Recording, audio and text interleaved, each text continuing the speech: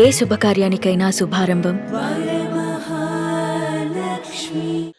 అయితే ఈ క్రమంలో ఎన్టీఆర్ని ఎందుకు మనం తలుచుకుందాం అన్నానంటే, సీనియర్ ఎన్టీఆర్ పెద్ద ఆయన్ని, ఆయన ఏదైనా పాత్ర వేయబోయే ముందు మామూలుగా మిగతా సోషల్ పాత్రలు అయితే ఓకే, ఏదన్నా పాత్ర శ్రీకృష్ణుడో రాముడు అటువంటి పాత్రలు వేయబోయే ముందు పూర్తిగా ఆయన ఆహారాన్ని మొత్తం మార్చేసుకొని నేలపైనే వనుకొని కంప్లీట్గా వేరే దీక్షలో, ఒక రకమైన దీక్షలో ఉంటూ ఆ పాత్ర కోసం అంతగా మన ఫుడ్ హ్యాబిట్స్ అన్నీ ఎవ్రీథింగ్ ఆయన మార్చుకుంటారు ఆయన ఎన్టీఆర్.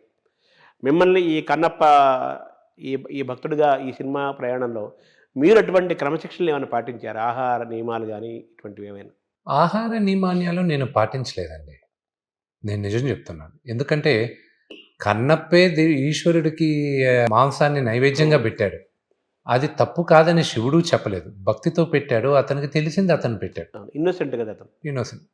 కానీ ఆ సెకండ్ షెడ్యూల్లో ఎప్పుడు శివుడు భక్తుడు అయిన తర్వాత ఎండ్ దాకా ఉన్న సీక్వెన్స్ మాత్రం నేను నేలపైన పడుకున్నాను.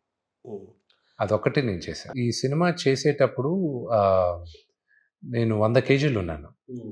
నా చెయ్యి ఆర్మ్ సైజ్ మెజర్ చేసినప్పుడు 20 ఇంచెస్ ఉండింది. ఇప్పుడు 16 ఇంచులు ఉంది.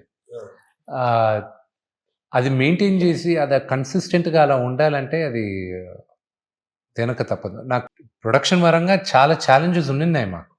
కానీ ఆ లొకేషన్ శ్రీకాళహస్తి గుడి వెనకాన ఎలాగా గుడి పక్కన స్వర్ణముఖి నది ఉందో ఈ రోజుటికి ఆ లొకేషను మాకు ఆశ్చర్యం ఎలా దొరికిందనేది గూగుల్ మ్యాప్లో మేము ఇనిషియల్గా చేసేటప్పుడు గుడి ఇక్కడుంది, నీళ్ళు ఇక్కడుంది, సీజీలో చేయాలనుకున్నాం.